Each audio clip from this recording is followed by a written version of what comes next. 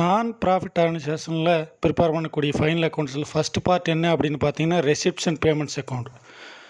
So இதுதான் prepare பண்ணுவோம். So இது வேறு ஒன்றுமே இல்லை, இது ஒரு கேஷ் அண்டு பேங்க் டிரான்சாக்ஷன் அடங்கிய ஒரு சம்மரி, வேறு ஒன்றும் இல்லை. இது ஒரு ரியல் அக்கௌண்ட். இது எப்போ ப்ரிப்பேர் பண்ணுவாங்க அப்படின்னு பார்த்தீங்கன்னா ஃபினான்ஷியல் இயர்னுடைய எண்டில் ப்ரிப்பேர் பண்ணுவாங்க. இது வழக்கம் போல் லெட்ஜர் அக்கௌண்ட் மாதிரி தான். டெபிட் சைடு ரெசிப்ட்ஸ் கவர் ஆகிடுது, கிரெடிட் சைடு ஃபுல்லாக பேமெண்ட்ஸ் கவர் ஆகிடுது. கேஷ் அண்டு பேங்க் ரெண்டுடைய ஓப்பனிங் பேலன்ஸ் ரெண்டு இருந்தாலும் சரி, ரெண்டில் ஏதோ ஒன்று இருந்தாலும் சரி, ரெண்டுமே இதனுடைய ஓப்பனிங் பேலன்ஸாக ரெசிப்ட் சைடில், அதாவது டெபிட் சைடில் வந்துடும். கிரெடிட் சைடில் என்ன ஸ்டார்டிங் அப்படின்னா பேங்க் ஓவர் டிராஃப்ட் வந்துருச்சு அப்படின்னா அது கிரெடிட் சைடினுடைய ஸ்டார்டிங்காக இருக்கும், அதாவது பேமெண்ட் சைடில். நான் ப்ராஃபிட் ஆர்கனைசேஷன் ரிசீவ் பண்ண எல்லா கேஷ் ரெசிப்டையும் நம்ம டெபிட் சைடில் என்ட்ரு பண்ணுறோம். அதே மாதிரி அந்த நான் ப்ராஃபிட் ஆர்கனைசேஷன் பே பண்ண கேஷ் பேமெண்ட்ஸ் எல்லாத்தையுமே நம்ம கிரெடிட் சைடில் என்ட்ரி பண்ணுறோம். அப்போ இந்த மாதிரி எல்லா கேஷ் ரெசிப்ட்ஸையும் எல்லா கேஷ் பேமெண்ட்ஸையும் நம்ம என்ட்ரி போடும்போது அது கேபிட்டல் ஐட்டமாக ரெவன்யூ நேச்சரா அப்படிங்கிறது நம்ம பார்க்க வேண்டியதில்லை, அதை கன்சிடர் பண்ண வேண்டியதில்லை.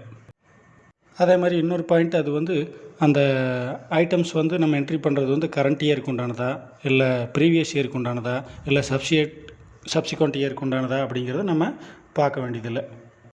எதை மட்டும் நம்ம என்ட்ரி பண்ணக்கூடாது அப்படின்னு பார்த்தோம்னா நான் கேஷ் ஐட்டம்ஸ்னு சொல்லக்கூடிய டெப்ரிசியேஷன், ரெண்டாவது அவுட்ஸ்டாண்டிங் எக்ஸ்பென்ஸ், அக்ரூட் இன்கம், இந்த மாதிரி இருக்கிறதெல்லாம் நம்ம ரெசிப்ட்ஸ் அண்ட் பேமெண்ட்ஸ் அக்கௌண்ட்டில் என்ட்ரி பண்ணக்கூடாது. ஸோ அதெல்லாம் என்ட்ரி பண்ணதுக்கப்புறம் நம்ம லெட்ஜர் அக்கௌண்ட் பேலன்ஸ் பண்ணுற மாதிரி தான் இந்த அக்கௌண்ட்டையும் பேலன்ஸ் பண்ண போகிறோம். டெபிட் சைடையும் கிரெடிட் சைடையும் நம்ம பேலன்ஸ் பண்ணும்போது கிரெடிட் சைடு பேலன்ஸிங் ஃபிகர் வந்துச்சு அப்படின்னா கேஷ் இன் ஹேண்ட் அல்லது கேஷ் அட் பேங்க் அல்லது ரெண்டும் வர்ற மாதிரி இருக்கலாம்.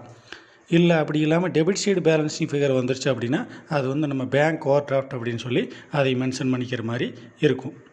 இது ப்ரிப்பேர் பண்ணுறதுனுடைய நோக்கம் கேஷ் ரெசிப்ட்ஸ், கேஷ் பேமெண்ட்ஸ் ரெண்டையும் தெரிஞ்சுக்கிறதுக்காக தான் நம்ம இந்த ரெசிப்ட்ஸ் அண்ட் பேமெண்ட்ஸை கொண்டு ப்ரிப்பேர் பண்ணுறோம். இது கேஷ் அக்கௌண்ட்னுடைய ஒரு சம்மரி தான். Receipts and payments account start பண்ணும்போது opening balance of cash and bank use பண்ணிக்கிறோம். அதே மாதிரி இது முடிவு பெறும்பொழுது என்ன வருது அப்படின்னு பார்த்தோம்னா closing balance of cash and bank வரும்.